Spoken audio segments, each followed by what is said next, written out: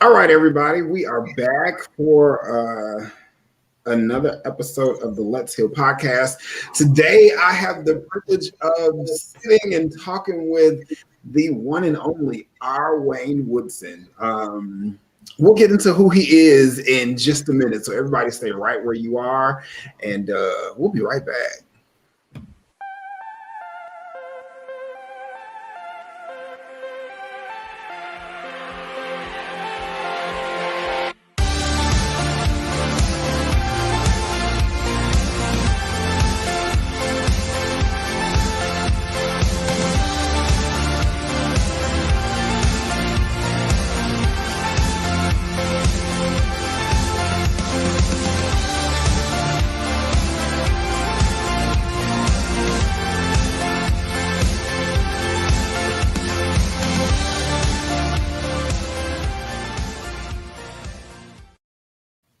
All right, and we are back. If you are just joining us, like I said, I am here sitting with the one and only R. Wayne Woodson. I've been watching him for some time. His energy is crazy. Y'all know I'm really big on energy. I'm really big on people. I'm really big on learning things. So I thought, why not bring R. Wayne Woodson on, because he is all about education and has positive energy and everything that I like to exude. He may not deliver it the way that I do. He might not have a curse word in there all the time like I do, but anyway, welcome to the show, R. Wayne. I appreciate you being here. Tell us who you are for those of you who don't know who you are and what you do and all those good things. Well, I'm glad to be here. I'm R. Wayne Woodson. I'm in education. I'm a consultant. I have an entrepreneur. I have about 4 companies. My life is pretty much dedicated to education in all of its various aspects. That's it. I'm real simple. Okay. All right. So, who is it? Chris Walker said, "Hey, friend." Is he talking to me? Hey, Chris, how you doing? If you're talking to me,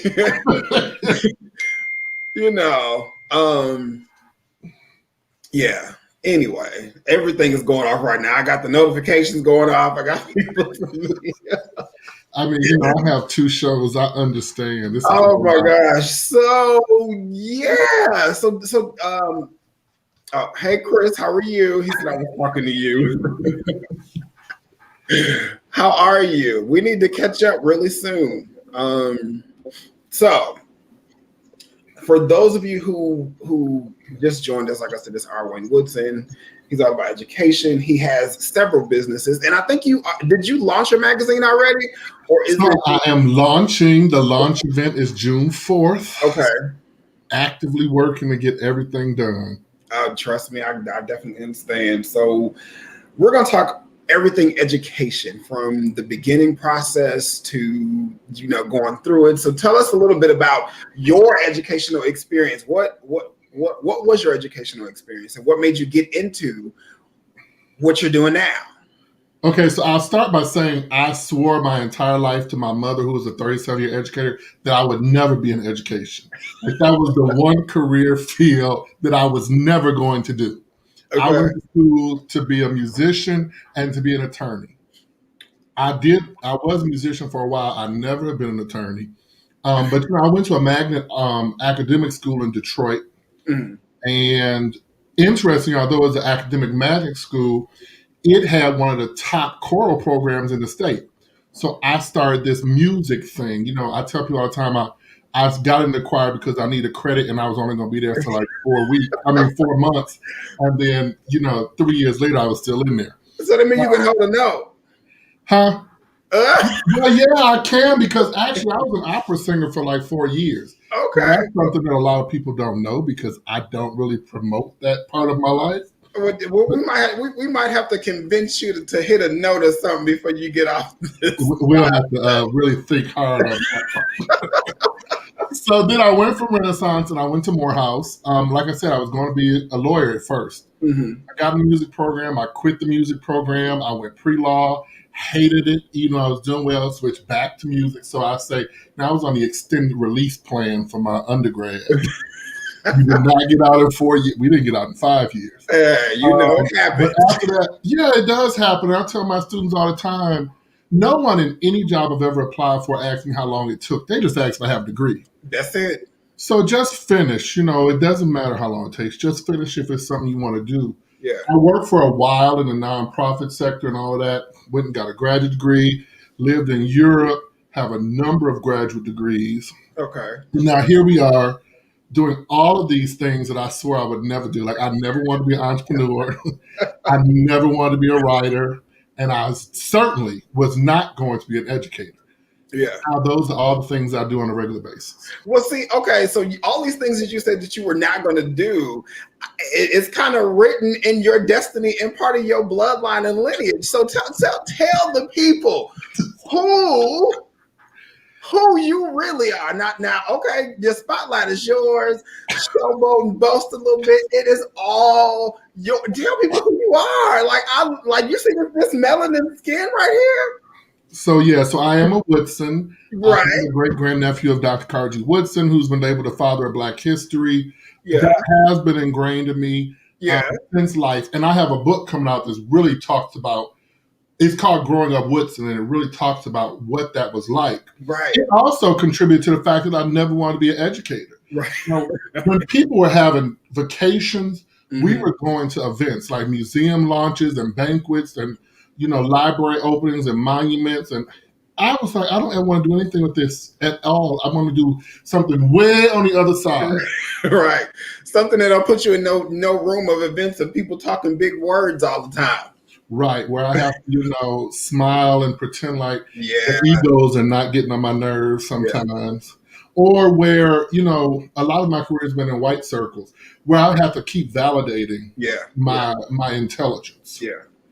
I mean, and that's, the part of what I do that we don't talk about. Most of my colleagues have PhDs. I wouldn't got a PhD. But when we get in spaces where we don't look like us, we are consistently having to validate the fact that we know what we know. And I swear I would never be in a field like that. Yeah. Yeah. Okay. Yeah. And that's, I guess that's part of we're going to go back there a little bit. How did that feel being a child growing up in that? You know what I'm saying? I'm sure when you were growing up, I will say your great uncle is like a celebrity. Your uncle's a celebrity. So when I think about celebrity and their children, it's almost like people don't if you're a celebrity relative directly like that, you don't look at your relative as, oh, this is a celebrity. Even if you go to events, it's like, this is just my uncle, Right. So it was interesting. I didn't see him like that. And if people ever see pictures of my father, he literally looks just like Carter G. Woodson. Okay. I mean, they could be brothers. Yeah. He really looks like him. All I remember thinking is, why the hell am I here? And if I have to go to another one of these things, I'm going to kill myself. Yeah. Because it's different if the celebrity is a pop icon. Right. But when your celebrity is an educator and the people who identify with him the most are upper echelon, sometimes bougie and ignorant people, there is a certain upbringing that I had to have. Somebody said it was like growing up like a royal, but it really is, because I didn't get to do things or act in specific ways or have experiences like most people. My parents had to make sure I was in the best schools. My parents had to make sure I had opportunities that made the family look good. Right. So I did a lot of the playing in the streets and stuff. But when I was 7, we moved to a Jewish neighborhood. Okay. So my friends were all Jewish. And I mean a real Jewish neighborhood where on Saturdays the power's off. Real. It was Orthodox Jews. Yeah, real Jewish. So, and on weekends, my neighbors didn't use their cars and things on Sabbath. So it was a different upbringing. Yeah. I can't say when I reflect back, I appreciate it. But in the moment, I would have rather been doing anything else. Yeah. And so at what point or what age, or as a reference, did you, I guess, settle into the shoes that were already being designed for you? You know what I'm saying? You had to be a part of this family. So you had to like I said, settle in the shoes. Like, okay, I can't run from this. I'm a part of this. So it was in undergrad. Okay. When I got to Morehouse, I did not know that the Journal of Negro Life and History that Carter Woodson started was housed there. I didn't know that. Okay. And I had we took African American history, it was required. And the person who taught it like stopped the class and made this big deal out of like who I was. And I remember being mortified. Oh You know, my you are a gosh. freshman, and the last thing you want to do is to be singled out. Yeah. Yeah. But I think it was really at that moment that I started to value Yeah. the lineage. Yeah. Because people saw it as important. Right. And people who are like me, like, you know, my peers at school and things like, oh, wow. Yeah. But before it had just been a whole lot of old people who I had no point of reference with and probably would never speak to ever again. Right. But that was probably the first time. It wasn't until I got to undergrad.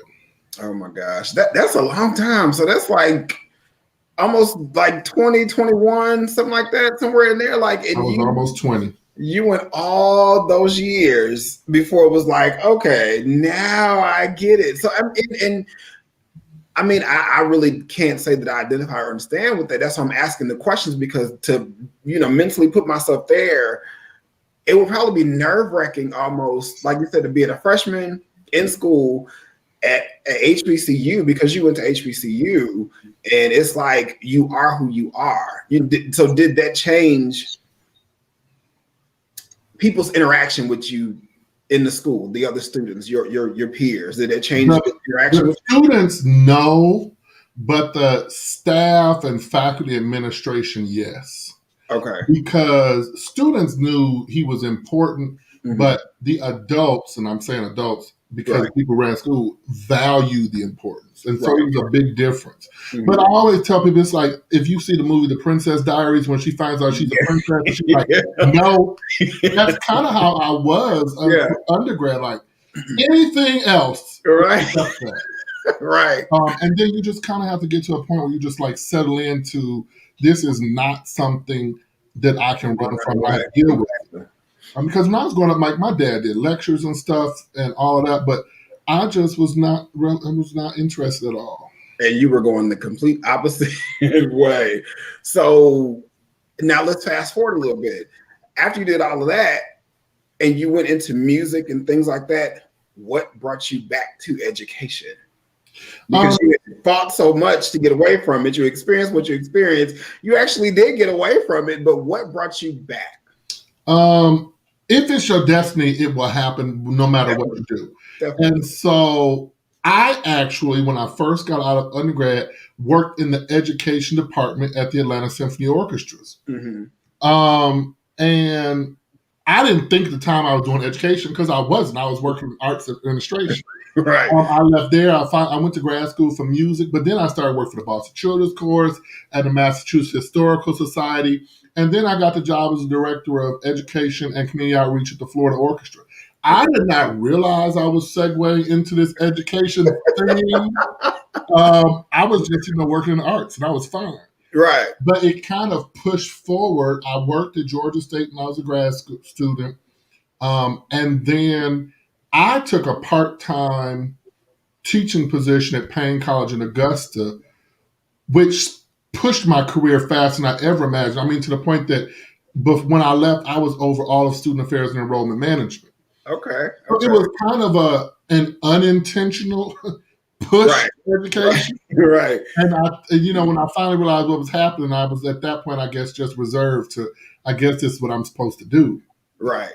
Right. Because the universe was like, yeah, we see what you're trying to do. So let's go ahead and mix the two and put you where you're supposed to be. So that's basically what it sounds like it went into. So then you went into that. Basically, you were in charge of students at that point, from what it sounds like. And what made you, and you said you're an entrepreneur. I did, visit your website, and I saw that you have several things going on. And I know that you do the Woodson Foundation, which I'm like, he's got all these things going on, and then I continue to read, as you do your research and you read, and it's like, but he's supposed to be doing this, you know. It probably was groomed into him, but now to hear you say that you did not want to do it, but the universe was like, absolutely not. I would have done anything else. Like I said, originally, even Right. though I was heavily involved in music in high school, I was going to be an attorney. I could have cared less, like when I graduated. But when I got a music scholarship to Morehouse, and it was a nice music scholarship. Yeah. And Yeah. I think that's what kind of started shifting that process. And I was really good at performing. Like I performed all over the world. Yeah. But you know, it's like I always reference movies. It's like that movie Center Stage when the girl tells her mother, "I have the talent and you don't. I don't. You. I have the talent and you have the heart, but Yeah. I don't have the heart." Like my heart was never in performing, even though I was very successful. When I Right. decided to retire from singing, I had a year's worth of contracts and performances I still had to do. Okay. I had signed contracts. You can't just not go. You have to pay people. Right. You got to get out of there. You got I to had- pay to get out of there. so I was really in the beginning of a major career. I mean, I went to New England Conservatory. Like, I mean, it was no joke. And I was miserable. I got so stressed. My hair started falling out. I lost a whole lot of weight. Like, I mean, now my doctors are concerned I've gained weight. But back then, they were very concerned because the amount of weight I was losing was not going to support my health. And at that point, I was like, I can't do this no more. Yeah, definitely. Definitely. So, being that he's here, if anybody has any questions about education before I start asking these questions about your education, about the process, you know, like if somebody is going into education, say that, you know, you have a student, you know, like I have nephews and nieces and things like that. When would you say that would be important for them to begin that process, to even decide if they're going, you know, to college, and reasons why they should be going to college? Because, you know, a lot of families that either you have the money, it's kind of beat into you without the reason why, you know what I'm saying? You got to go to college. And it's like, but why? Especially when you have influencers now who are saying, I didn't go to college, I dropped out of school. You don't have to go to school to make $1 million. And you got these, you know, children who are watching this. What would you say to those parents and those children who are trying to, I wouldn't even necessarily say convince, because you know, you really can't convince somebody to do anything. You really can't. I mean, of course, if you're the parent, you can force your child, but then you'd be wasting money. Well, the reality is you can't force children at the collegiate level because they're considered adults and they can drop out or do whatever they want to at will. Right. And I tell you all the time, we have this thing in higher ed called FERPA. If your student does not tell them to release information to you, your parents can't even call a school and ask, even if they're paying a bill. So although I'm a higher ed person, I believe in people being educated. Right. Sometimes that's not school. Right. So like I tell people all the time, you're not going to go to a barber or a hairstylist who has never trained. Right. Because they will burn your hair out, or you will come out there and, you know, as black males, we're very anal about our haircuts. Yeah. You know, and you don't want to come out there with gashes and things. So I'm a proponent of education. But if you're going to college, study something you love. Right. Don't worry about the rest of it. But don't go in there and study. Like I've had students that have been trying to be biology and chemistry majors and cannot pass introductory biology or introductory chemistry. They take it 2, 3, or 4 times. Maybe that's not your calling. Right. So you need to figure out what you want to do. And I'm glad that most schools that first year, you take a lot of survey courses so you can kind of figure it out. But the other issue is if we don't have Black people that go to college, we will have gaps in our professional network. Like, yeah, you can be an entrepreneur. I mean, I'm one. But we won't have doctors. We won't have attorneys. Like, there are certain careers that require advanced training. And if we keep discouraging all of our young people from doing that, then where are Black doctors going to be? Where are Black attorneys going to be? And right now, we need Black attorneys, clearly. Yeah, definitely. So we'll have these huge gaps. You know, like we have Married to Medicine and other things that are showing Black people. I mean, they fight and stuff too, but it's really showing Black people in professional roles. And without undergrad or professional training, we will have gaps. Right. And that's going to pose a major problem. We'll also have gaps in teaching because to be a teacher, you have to have a degree. Right. And so that is why I'm such an advocate for education. And I'm an advocate for HBCUs because there are things that you learn there that are not in the classroom. Right, right. Like at Morehouse, I learned how to speak, I learned how to write, I learned how to make myself sound intelligent even when I don't know what the hell's going on. Right. But you Yeah. don't get that kind of nurturing at every school. Yeah, and you also get the camaraderie of being around people who look like you. You know what I'm saying? And it feels good to be around people who understand. I won't say the struggle, but your upbringing. You know what I'm saying? They understand what your family may have gone through or what you go through. Like even now, I mean, we're in 2021 and we're still fighting for certain things, and people are still being killed for being a certain hue of melanin. And that's insane that we're in 2021 with all the technology and we're still having to fight for things that was going on, you know, even before most of us are born, you know what I'm saying? And we're still going through the exact same thing. So, and HBCUs are an equalizer for our people. So whether you came from the projects yeah, or from a mansion, when you're on the campus, you all are equal. right. And like you said, it removes the stigma of you being the only one if you go to another institution. I mean, I went to Morehouse. I never thought about being Black because most of the people there were Black. Right. So I didn't have to have that struggle. I didn't have Right. those fights during that formative years.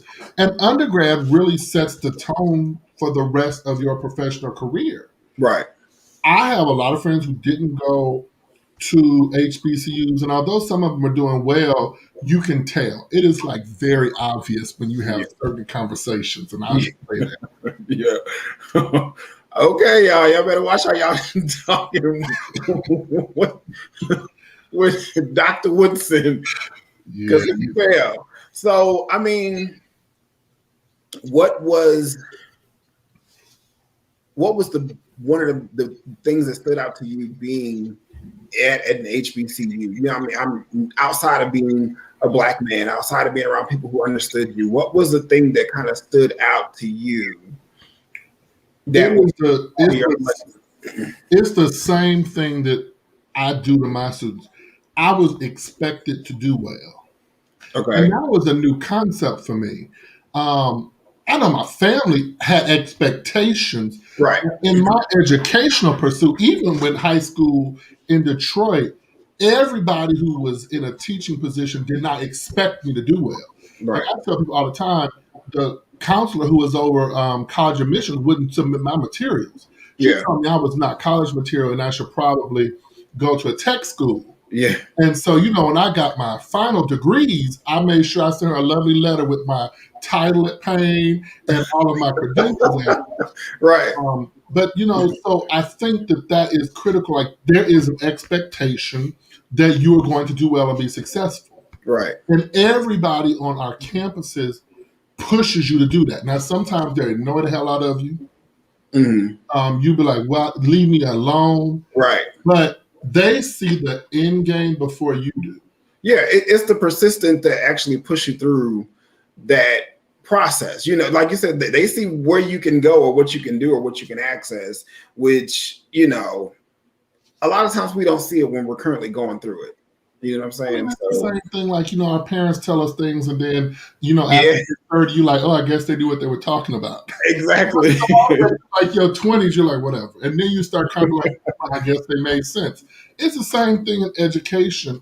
Yeah. I am still connected to all of my professors that I had at Morehouse. Okay. And even to this day, they follow my career. If I need a recommendation, they can still do them because I'm still connected to those people. And there have been opportunities I've gotten in my life because of those connections, even recently. Mm-hmm. So, okay, cool. So tell us about your Woodson Foundation.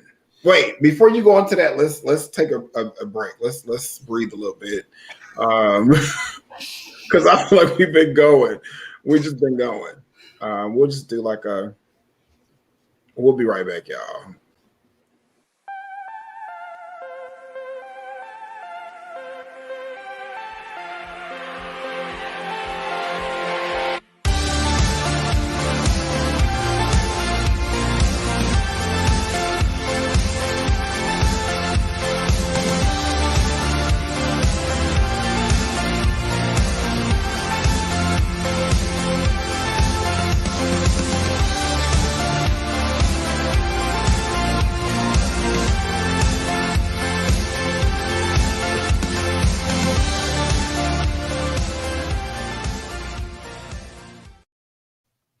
That clearly wasn't the one I was trying to play, but it's the stuff you go through when you're doing live podcasts because we had already I played that one understand. already. But so whatever.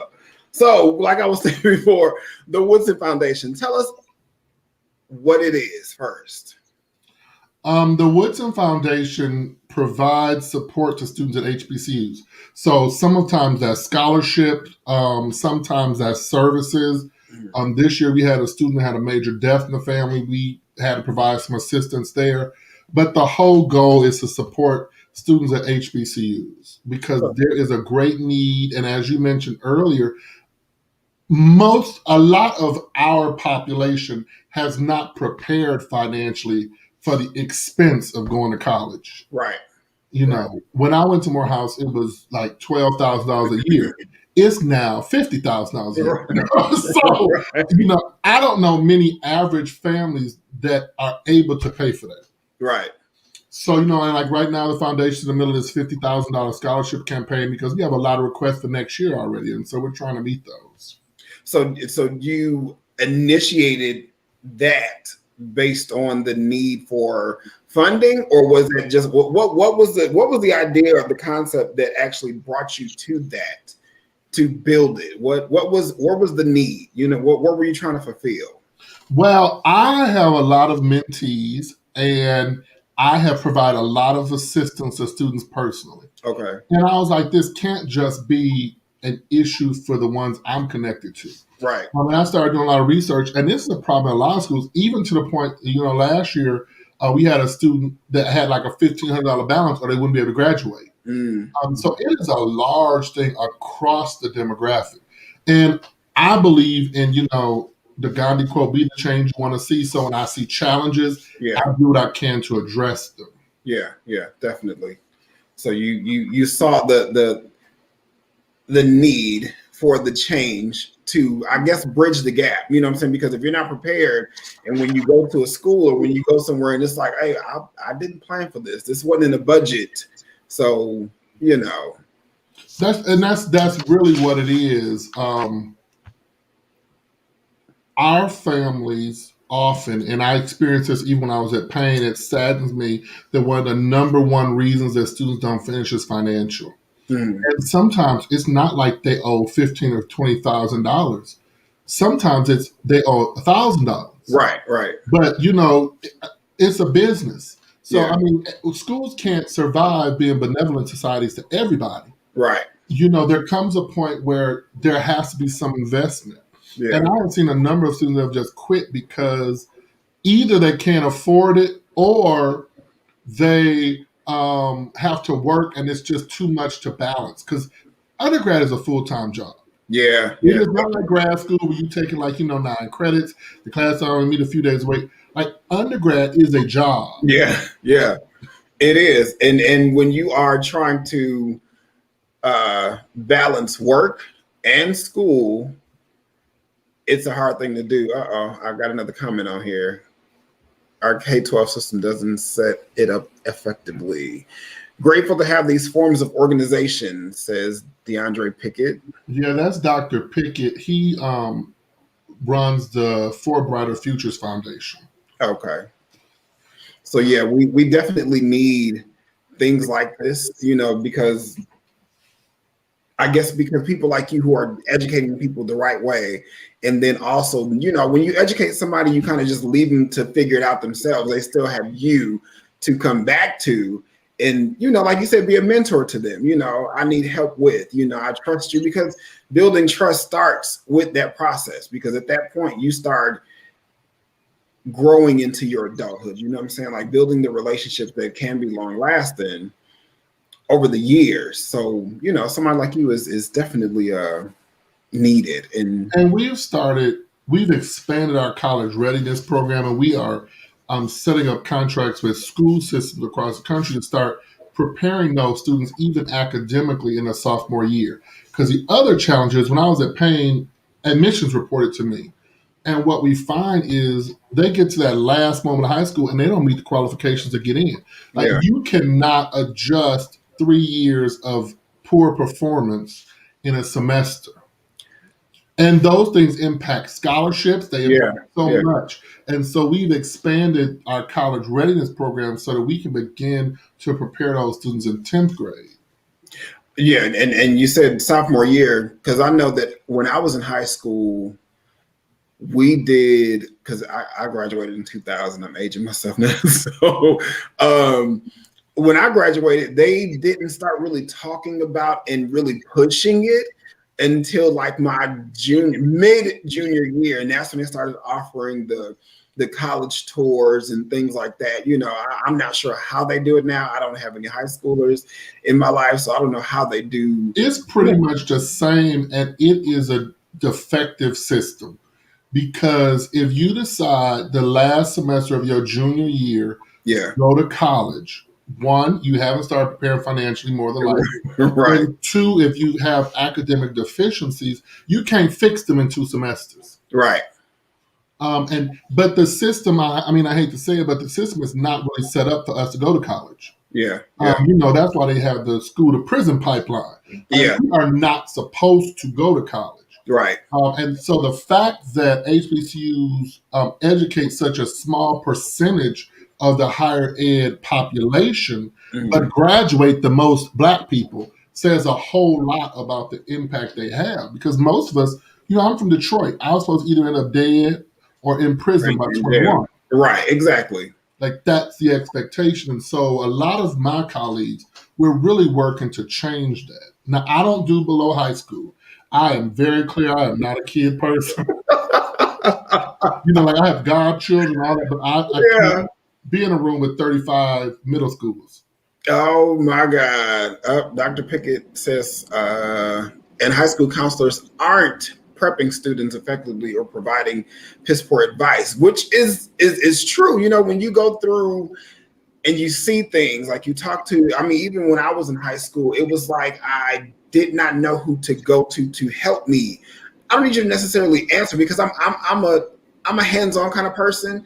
So you can tell me as much as you want to, but I need you to sit down and show me what you're telling me in order for me to understand and retain and apply what you're telling me, because I'm just that person. So sometimes when you have educators, like you said, if you don't have somebody who understands what's going on, understands the importance of learning what's going on when you go through the process and what it means and what it feels like to actually go to the college, to actually start the college, the process, the changes you go through, because it's a change, it's an adjustment when you go from being a high school person to preparing for college, to getting to college, to getting through college. Those are 4 different parts of your life that present its own set of problems. And it's interesting we're having this conversation during National Education Week, because the other issue is I have a lot of friends who work in the public school system and do a great job.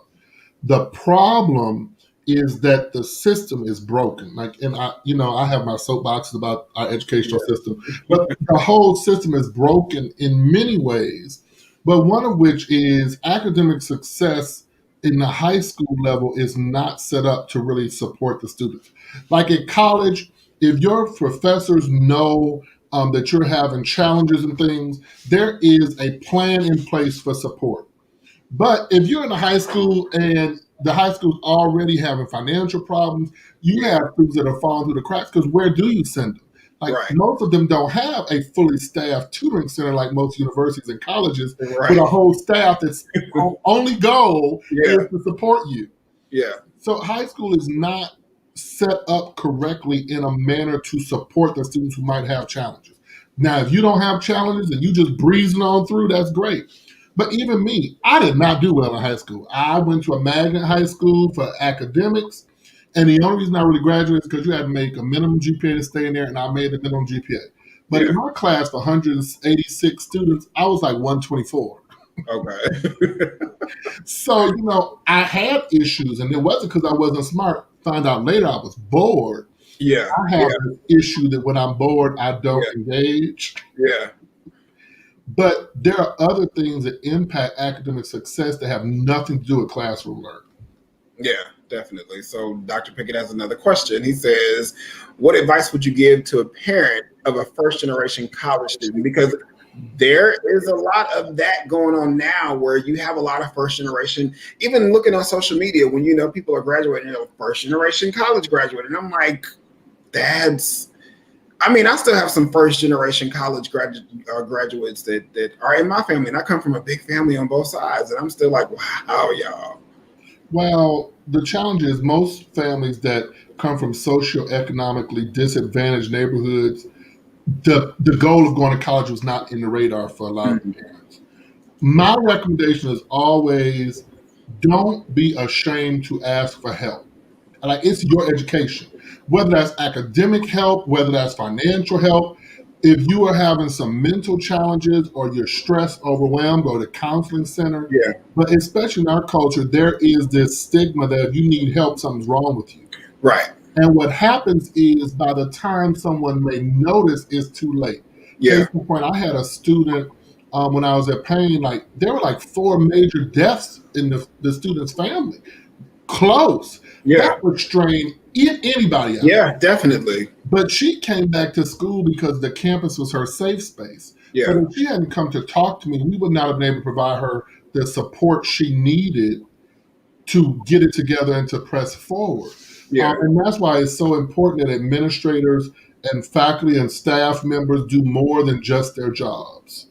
Yeah, I think that there needs to be a almost like an emotional tap in.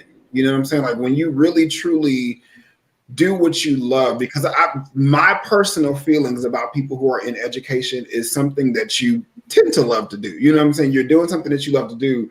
And when you love to do something, you tap in just a little bit deeper. You know what I'm saying? Like and I feel like that's where we would stop the depression, the suicide, the anorexia, bulimia, the mental abuse, the physical abuse that we, place upon each other during those times, because a lot of times the times are definitely changing, and I think the thing that just came to my mind was the young teenager, I forget his name, the young boy who committed suicide because he was gay at school. And I think he may have been like 12 or 13. And the only thing that I can think of during that time was I'm sure he was going to school, and nobody who enjoys doing what they're doing tapped into him emotionally. Well, you have to also remember our race is taught to wear a mask. And we Definitely. are taught as a young child that whatever happens in this house stays in this house. Right. So you are taught from a very young age that when you leave your place of dwelling, everything is perfect. Yeah. Well, that's dysfunctional. I'm Yeah. a proponent and supporter of mental health services. Yeah. I did a whole series on my Dean Talk show last year on mental health, but Mhm. that is not a normal part of our culture.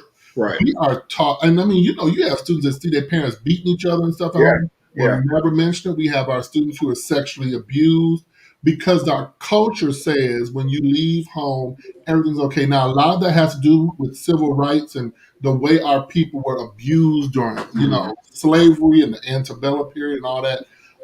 But we have to change the way we view things. And the other thing is, our government does not value education. And I can say it because I work for myself. Our Right. government does not value education. Yeah. We can spend $200 trillion Mhm. on war and fighting, battles, Right. but then we have to have an argument about whether we need to provide Pell Grants for students who can't afford to go to college. Right. Exactly. And we had this last administration that was filled with idiots. Yeah. We had a Secretary of Education who had never taught Yeah. and didn't have any education degrees, Yeah. who had no problem with folks calling young black kids monkeys and gorillas. Yeah. But if you can invest that kind of money in the war vehicle, why can't we invest that in intellect? I mean, we have all these illnesses and stuff out here, and the person who can cure them might be 9 years old right now.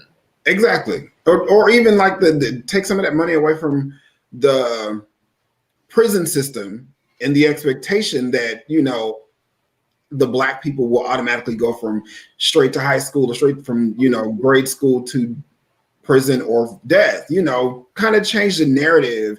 And at this point, I think that a lot of the parents need to, and like we were talking about before, you said that you don't really tap into children.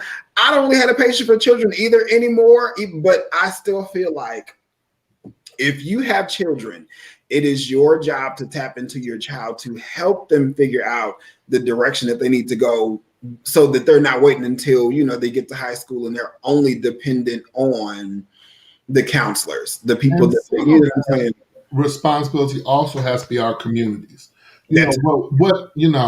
People have even, issues with but the communities aren't there anymore. and that's what I'm saying. Like people Yeah. have, they challenge my viewpoint on segregation. Yeah. I'm not against segregation. Mhm. I am against the unequal component. Right. When we integrated, we lost a lot of stuff within our communities. Yeah. And so, people like, I'm a segregationist. No, I'm an equal access person. Right. But our communities don't have the funding and resources to provide services that are needed. For instance, we have all these students they're homeschooling for the last year and a half with parents, most of which may have finished high school. Yeah. Well, if I need help with my child, where do I go? Right. The school building is closed. Right. And you have me in here trying to teach my child algebra. And I don't have a clue. And I can't even understand what's going on. Yeah. So we have a whole discussion going on now in education, just how are we going to address the deficiencies that we know are being created because of the pandemic? The solution is not just to open schools. We have to assess these kids and figure out what they don't know. Right, because that's what's going to happen next. You're going to have a whole lot of people who are, and I've seen it, they just, I guess, sympathy past them. I feel sorry for, and it's like, you shouldn't have done that, because now you have hurt this child. You hurt them more than you helped them. Yeah, you may have saved their feelings and emotions, and I think that's the problem now. People are too busy coddling their children's emotions instead of telling them what they need to do. Like you said. The other issue is the way the system works now. Funding is based on your test results. And so, if you have a low performing school with a number of students who are failing classes, they start cutting your federal aid. Yeah. So there are, and I won't name them, but this is what I do. There are actual school systems that do not allow teachers to fail students. I've heard of that.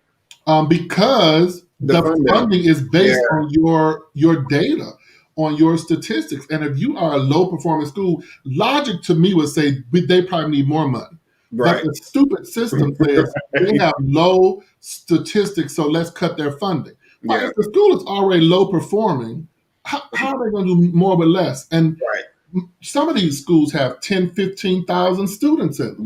Yeah. And you're just factories. Yeah, that's basically what it sounds like. We want you, like you said, we want you to do more with less, which is 100% bad. With students, I mentor a few high schoolers. Now, most of the people I mentor at the college level, but I have talked to students who just feel overwhelmed and like there's no help, because you're in a class with 40 kids. The teacher's barely able to cover the material. Right. And I hate to say it, but if you are in one of our more dangerous cities, you don't want to be coming out of school at 7:00 in the evening because you need extra help. Right. And so there is this huge problem that we have. And so what happens is they get to college, and then we spend the whole first year trying to figure out what their deficiencies are and how we correct them. Because the education department has also said we can no longer use federal aid for remedial classes. So if they need reading help or math help or whatever, we have to put them in the regular class and hope that they can get the help they need. Oh my gosh. We can't use federal aid for any remediation. It is against the law. So even if we assess them and know there are shortfalls, either the school has to cover the expense itself or the family will have to pay for it. So if the system is broken, and then they put caps on the number of years that students can have aid for undergrad. So after 5 years, your aid is gone. So if you have a year where you're trying to figure it out, you got 4 more years of aid. Wow. So the system is set up for those who have not had privileged educations to fail. I mean, that's just how the system's set up. Yeah. So I guess the foundation that you have created will help. It helps. So do you do any kind of like tutoring for people? We don't do tutoring, but what we do is if we have students and those are needs they bring to us, work with people in their local area to provide those services. Okay. I know a lot of people across the country. I'm in an organization called the Higher Education Leadership Foundation. It is HBCU administrators from all over the country, so I can usually find students help. Mhm. I have an education network of my own. So what we do will steer them in a direction where they can get assistance that is not going to cost them money. Right. Sometimes the conversation is just with a student. Have you gone to your own student success center on your campus? Mm-hmm. Often the answer is no. Now we're having a bigger challenge now because most of our students have not been on campus since March of 2020. And so we had to steer them in other directions. But the other issue is it can't be a tutoring center where they have to pay. Because Right. one, they're not going to go, and two, they can't afford it, even if it's Right. like $20. If you come from a family and your mother has, like one of my mentees, there are 7 kids in that family. Yeah. She can't afford spending $25 a week to get you some support, even though she knows you need it. Right. That student's mother is working 3 jobs. Yeah. That's $100 a month. That can make a difference of a lot of things. That could keep your power bill on. Exactly. And that is a challenge. That's also my issue I'm having right now with this water boy situation here in Atlanta and this violence and them wanting to do all this stuff. But many of those, I do think there's some issues. Now, if you come to my window with that craziness, you might get my other personality. And I've never experienced that. Right. So I'm not supporting the criminal activity, but I am saying that the socioeconomic situation in our city is impacting these students' needs, these children's need to raise some money. Yeah, definitely. So we have a comment here for you. It says from Mr. Jackson. He says, so grateful for your work and passion around education, Dr. Woodson. Oh, thank you so much. Yeah, this is my thing. I get a little animated when I'm talking about education. But I would say passionate. You know what I'm saying? I think that's what's missing in a lot of the education of the next generation, because then it creates people who are trying to figure out who they are, which way to go. And you end up with situations like the water boy situation, because when I'm on my way to work and it's the middle of the day, or if I'm getting off work and I'm like, so why are you not at home on a computer? Because that's the go-to right now because of the pandemic. How are you out here on the street and your parents are not being held accountable for you standing out here? Most of the time, the parents are probably at work. And the other issue, and Dr. Pickett can discuss this with us, the other issue is most of them don't have the technology at home to be successful. True. Now, some school systems gave them iPads, or some school systems gave them computers. And I'm not even just talking about in cities like Atlanta. Let's look at the people who are in rural communities, black or white, who has Wi-Fi out in a neighborhood with 2 cell phone towers. Right. So there are issues just across the board. Now, my question is, if it's 2:00 in the afternoon, why is your butt out here selling water and you should be at home? That too. But I've had a privileged upbringing, and I am not ashamed to admit, most people tell this woe is me story about the struggle. I mean, I didn't experience that. I did not have to struggle when I grew up. Everything me and my siblings needed, my parents could provide. But, we were like the Huxtables. My parents were very clear. They both had professional jobs, and they had money, and we had nothing. Right. So if there were things we wanted, we worked. Like I had a paper route at 7. In high school, I worked at Burger King and the library. But there are families, and I had this argument the other day with somebody, where these water boys really are bringing needed resources into the home just so they can eat and keep the utilities on. Definitely. So, and I'm not for this concept anywhere in the country where we need to make them buy permits. Now, I think there should be oversight. Yeah. If they can't pay the electricity bill, how are you going to think they're going to pay for a permit? And we don't need the other stupid idiots talking about lock them all up. Well, that's just what we need. More black males in jail for selling water on the street corner. Exactly. And when I think about the water boys and talking about that, because I experienced it when I'm, driving around the city, there is one particular place here in Atlanta where the water boys, they have, it's like a whole setup, almost like a store outside. But not only do they have a setup, their approach, and I think that's what's needed when it comes to young Black men. It's not that we don't want you to be out here selling water. It's about your approach. You know what I'm saying? Like if you're trying to start a business, you're trying to run a business. And I was having a discussion with somebody a couple months ago, and I'm like, okay, so where are the people who are like the mentors, the mentees, to go out here and show these boys, this is your business. This is how you treat your business. Walking up to the car. And number one, it can be dangerous because I think last summer there was something that went on where one of the water boys got into an altercation with somebody in Buckhead. And like Dr. Pickett said, the other issues are safety.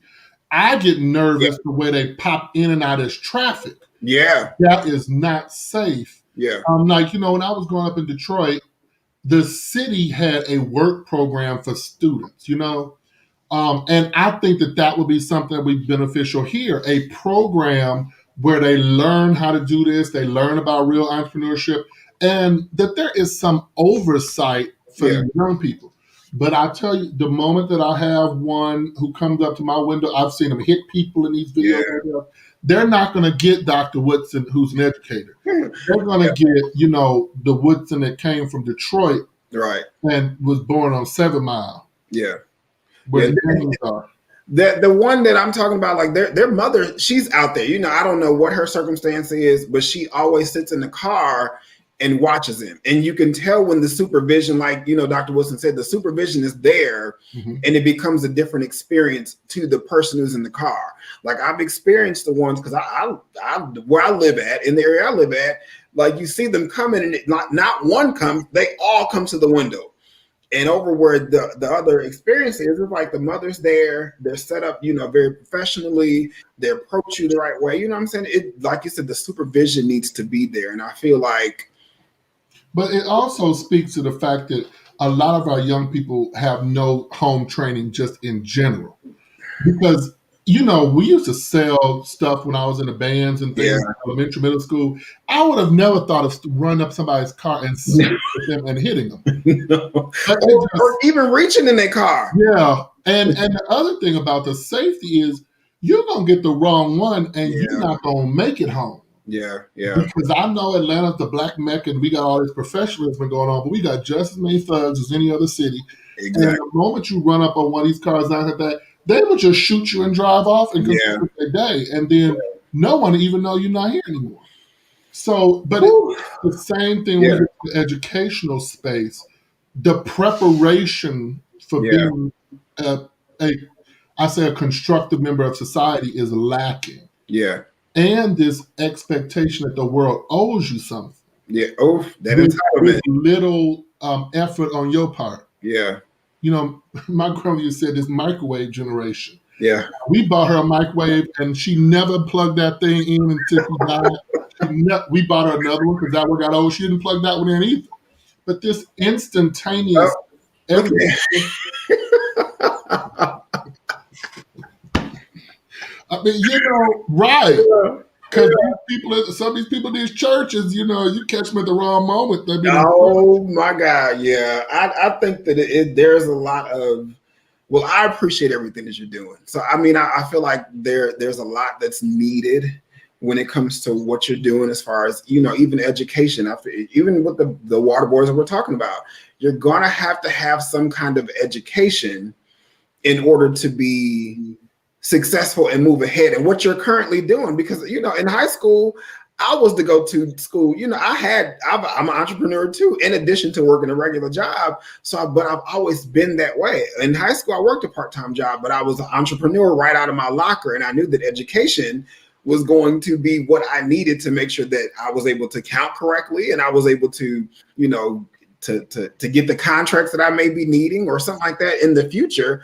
So I had to, pay attention to those things. So, and I think our generations understood that if we wanted to have the lives we wanted, then we're going to have to work for them. Yeah. And that skill seems to be lacking. Yeah. Even when I get students to college, I had a parent one time tell me my child is complaining to me the work is hard. And I'm like, well, you're spending almost $30,000 a year, but you want it to be just as easy as high school. Right. But it just shows the thought process behind some people Yeah. where, college is just another part of education, the free education system, and you just go and it's whatever without any direction of what happens. And I was very glad when I was at Payne that April Ewing, who is the director of career services, did these freshman assessments. Okay. So it gave them insights into what they might be good at. And often it was not what the students were thinking about. Came in for, yeah. But they would be successful in those areas. And I think we need even that at the high school level. I think STEM is wonderful. Science, technology, engineering, and math is wonderful. Mhm. But everybody can't work in STEM, and everybody's intellectual capacity is not set up to work in STEM. Right. I do math because I can ask Siri to do it, or I can go to the internet. Yeah. But that's, I did not do well in science, and I tell people all the time, I got a D in biology at Morehouse. Yeah. My professor gave me the D because I was sitting in the front of that class, busting my butt trying to do the work. Right. And I just couldn't do it. But, I was trying. Yeah. But we're pushing everybody in a STEM, and that is unrealistic. Yeah. Because we're putting this extra stress on these kids. Everybody can't be a doctor. Right. Some people need to be teachers. Yeah, definitely. Some people, I have one of my students, Andricus. I am so proud of him. He was going to quit school, but I said, no, get your degree. Mm-hmm. He has now this hair company. I mean, he's doing very well. But when he went to cosmetology school, he went, whatever that's, I can't remember the name of the school, but the whole school, this whole thing shut down nationally.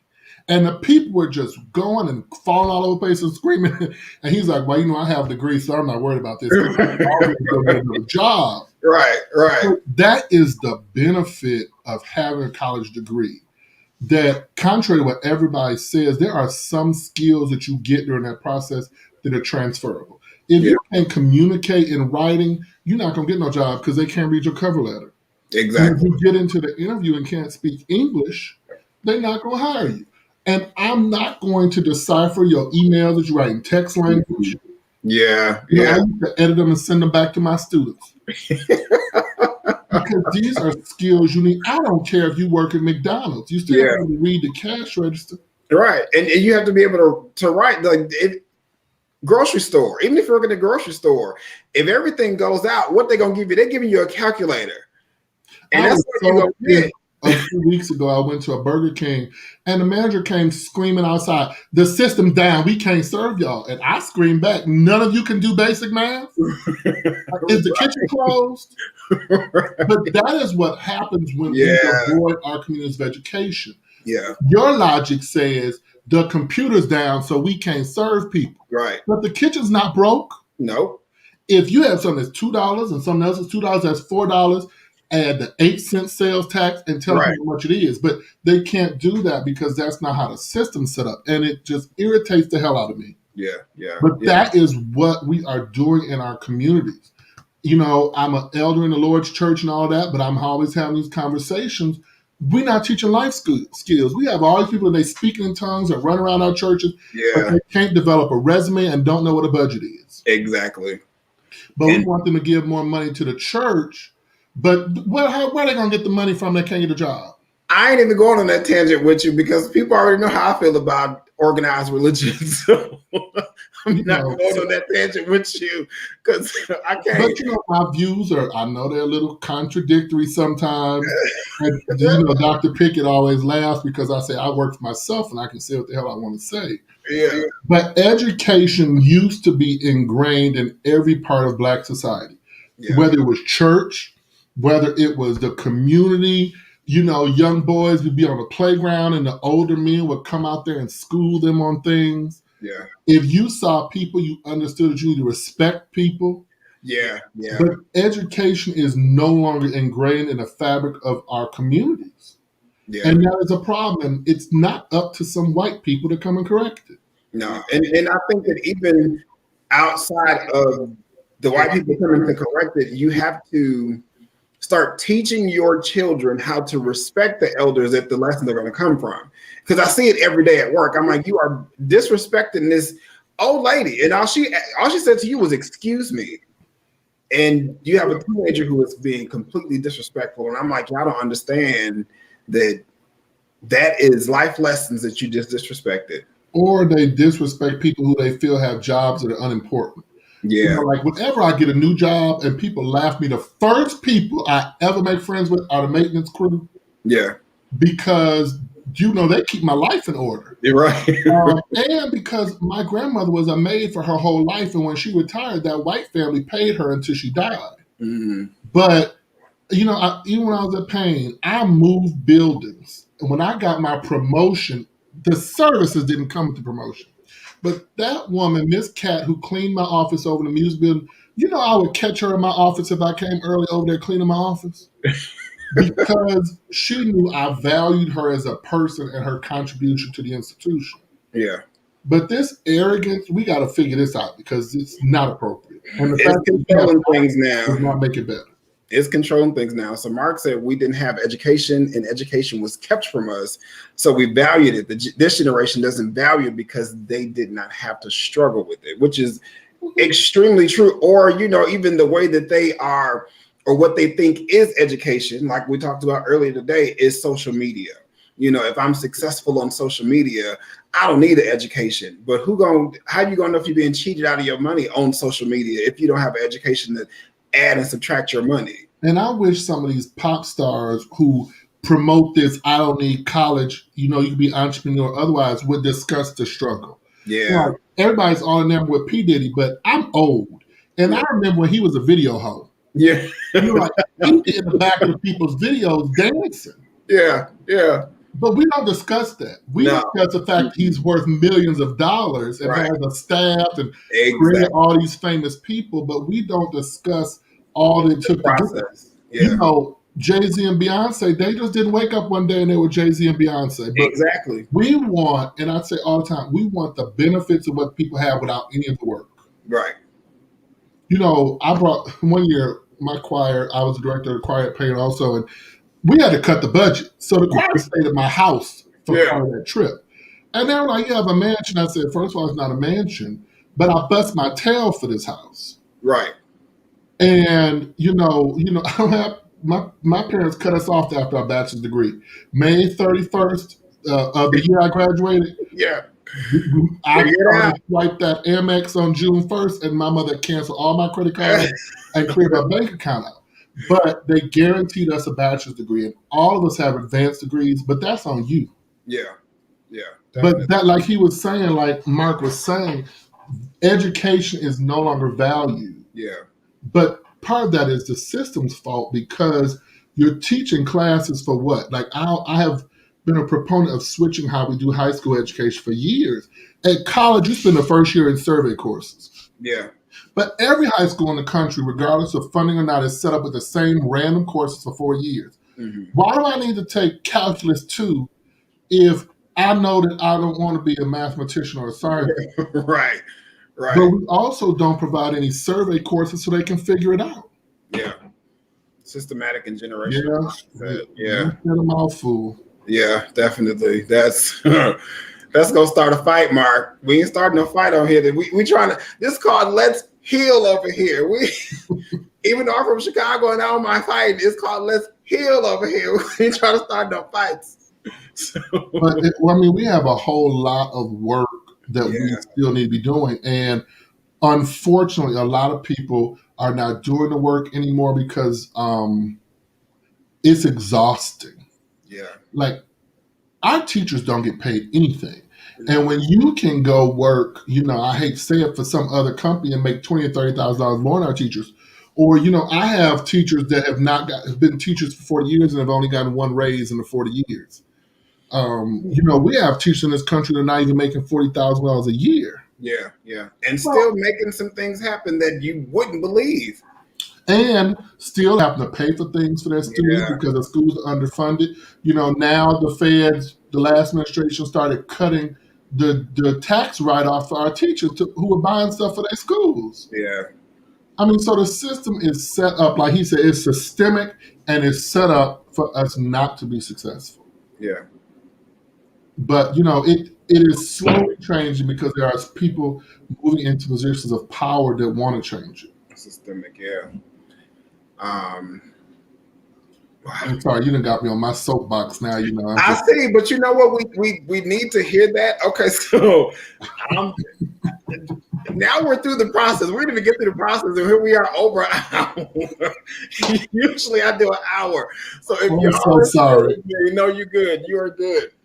So I don't even like I part of me is like we can't move forward until we continue covering some things. But we go okay. So before we move forward, Mark says we have to deal with the core of the issues. That is why politicians don't deal with it because the work is hard and it's going to take generations to get out of that hole that many have been placed in. And that's very true because the system is broke. Mhm. Black people have learned to just adjust and identify with the struggle. And that's my thing. I want people to stop identifying with the struggle because that's, understand it because if it's your life and you have to go through it, get through it, but don't get stuck in it. And Don't. that's the problem. We don't exactly what you said.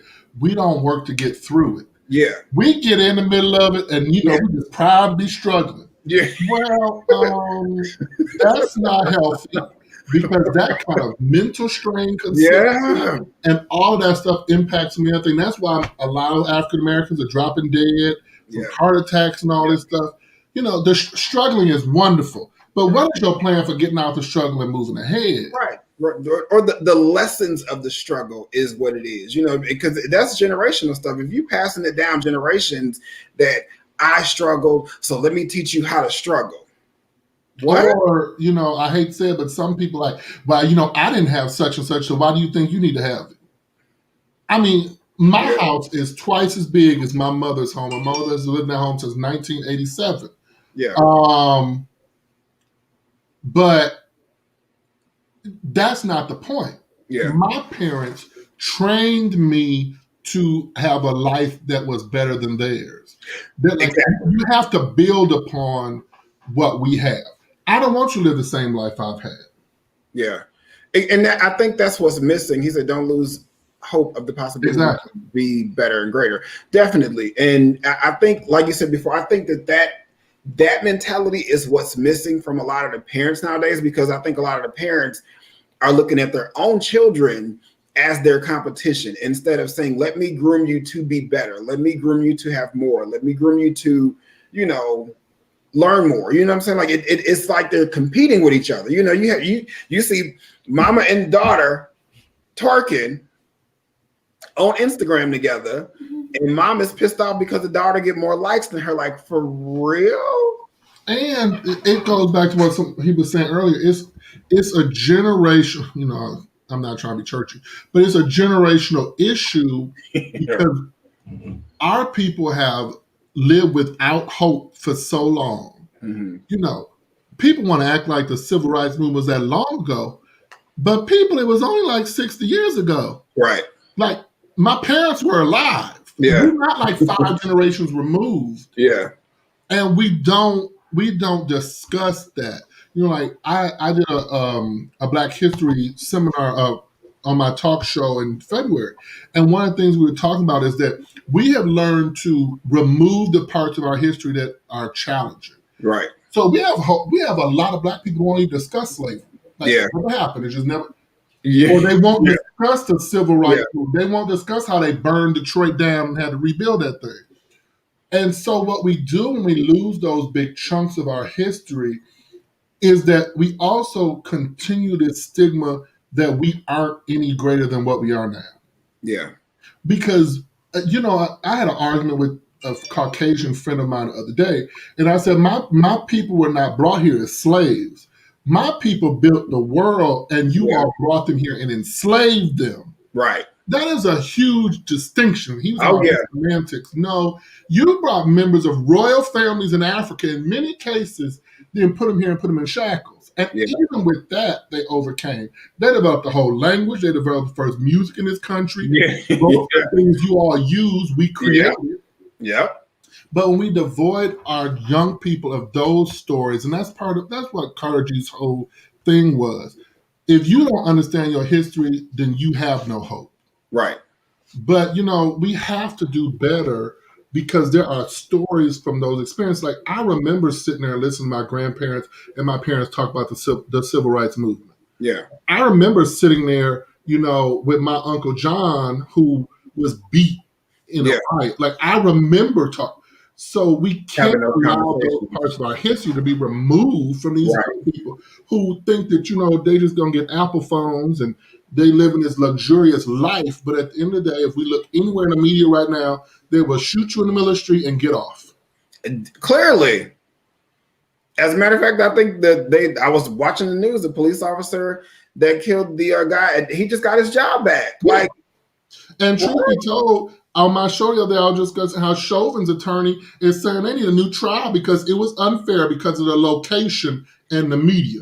Well, black people have been dealing with location and media for years. If Yeah. that's the grounds for a new trial, then many of our people who are in prisons need to be retried. Retried. Exactly. I mean, like the arrogance of your privilege is so clear. But our young people, we are not using the struggle to empower them. Right. We also don't need to sit around just waiting to get shot and killed either. Right.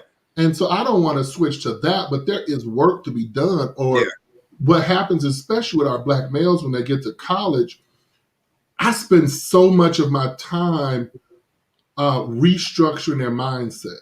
Yeah. Yeah. Because in all of education, black males have the lowest statistics in every area. Now, what they don't discuss is that black females surpass every demographic in every area of higher ed in terms of success. Yeah. That shows that we got work to do. Oh, definitely. And that's why we appreciate you. It's work. Yeah. So I feel like we're going to have a part 2 to this. Well, yeah, we can. I'm always free.